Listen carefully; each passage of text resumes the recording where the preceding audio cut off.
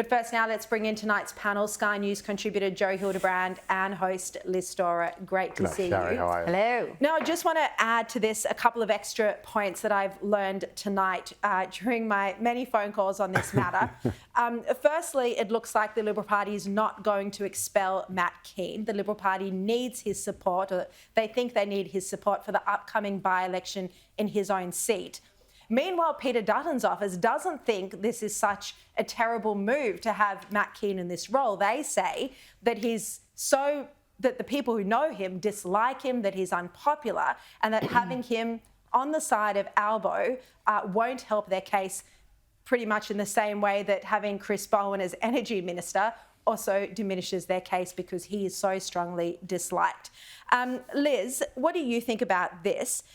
I mean, Australians haven't warmed to Matt Kean. There were multiple policy failures in New South Wales. Chris Minns has had to reverse the closure or delay the closure of Araring. So it is a curious decision, and it looks like Labor thought it was just being too smart to make this move. Too smart by half. They're like, look, we've got a Lib on side. He's going to be heading it up now. Look at this independent body.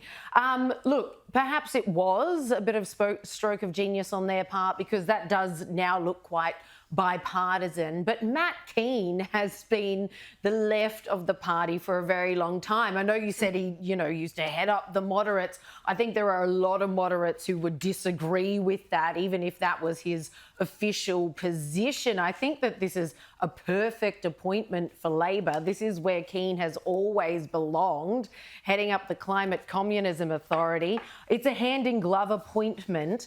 But what I can't get over is how quickly he's just switched from being re-elected, doing his thing, to just stepping out the door for a by-election because he got a better offer, basically. Well, so it depends people have on the elected timing. you. It depends on the timing, and there's a lot of thought that this was a very last-minute appointment, that he announced his resignation to join Thursday. the private sector. And by the way, on Tuesday, I think, and by the way, there's a lot of inside speculation that Matt Kean might go work with Malcolm Turnbull. He's got a renewable energy company. Malcolm Turnbull and Lucy Turnbull were at Matt Kean's valedictory speech. So there's a lot of speculation he might go join the Turnbulls. But Joe, I do find that hard to believe, though, don't you? That he resigns like less than a week ago and says, it's to join the private sector. And within a week, he's just got this amazing opportunity and he's off to work for... It's perfectly possible. It's not saying it's impossible, but it's a bit hard to swallow, I think. And what to say of the fact that, now we've got to fork out for a by-election. This is a guy who ran.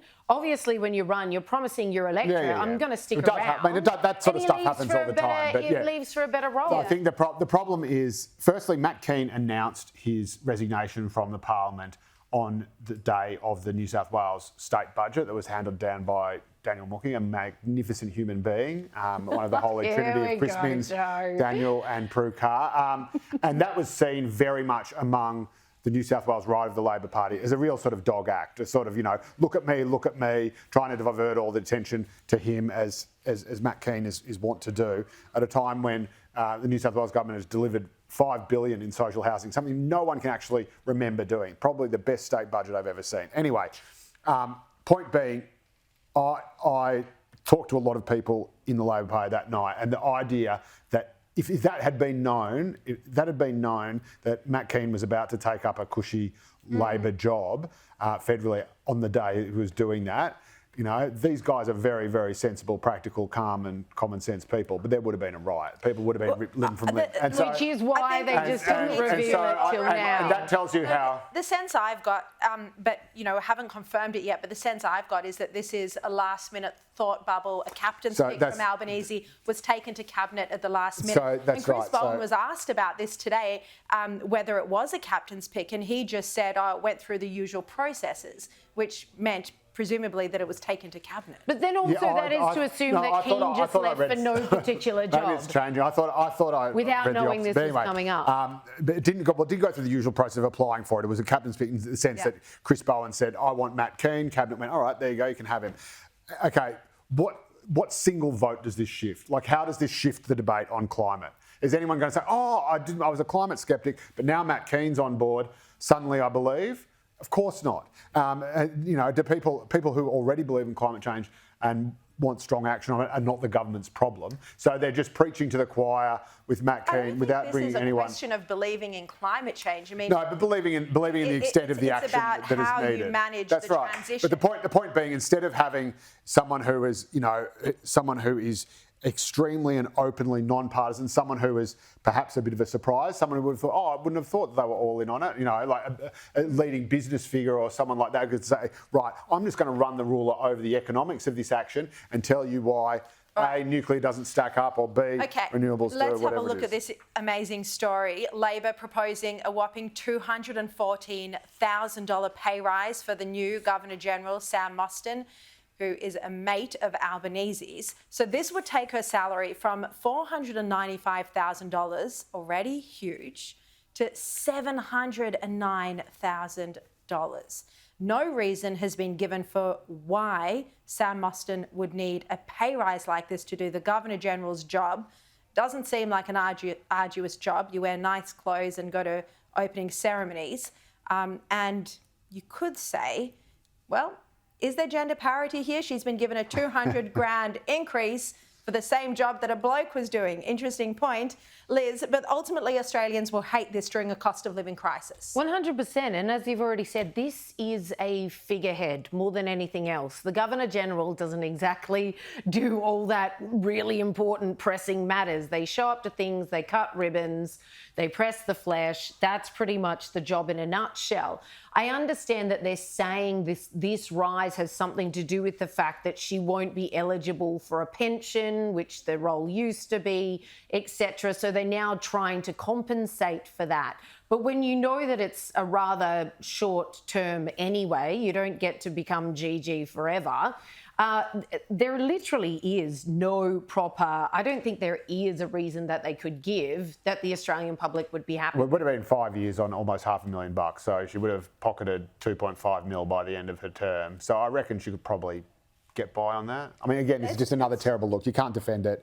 Again, the New South Wales Labor government, the New South Wales Labor government, again, just to bring it back to what the sensible right does in the party, have all given all MPs, all ministers, wage freezes. They're not getting any wage rise at all. That's another thing that was in this budget that Matt Kean tried to distract from.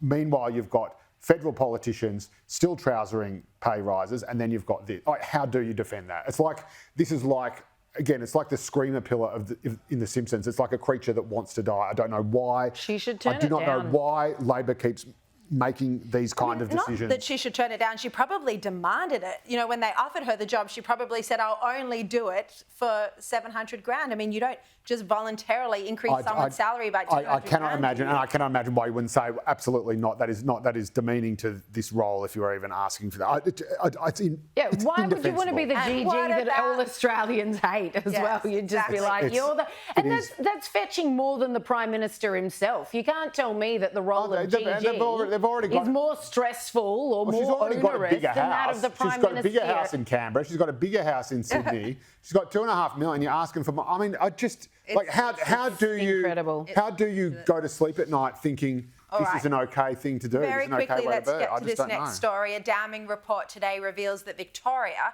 is taking in, according to the report, too many immigrants.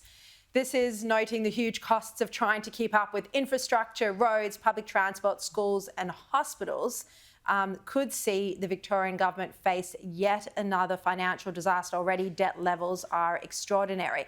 But Liz, the Home Affairs Minister Claire O'Neil has repeatedly said that she was going to scale back on migration, but it just hasn't happened. No, it's been 8 months since Labor promised it and we haven't seen anything of the sort. So I'm glad someone's sounding the bell in Victoria, but the truth is the same is to go for every single, certainly eastern state, unless you're sending these newcomers somewhere rural where we've got, I don't know, jobs that they can fill that need doing. But we already know even that isn't happening.